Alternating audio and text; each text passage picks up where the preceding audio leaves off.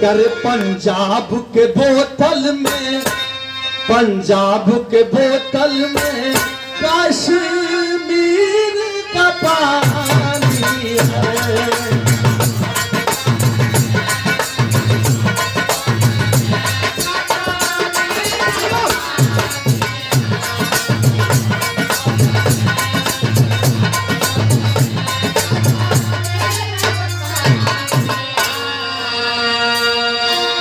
इतना तर्ज का लाइन रहल, लेकिन बतावल गल का जैसा जुग आता है, जैसा जुग आता है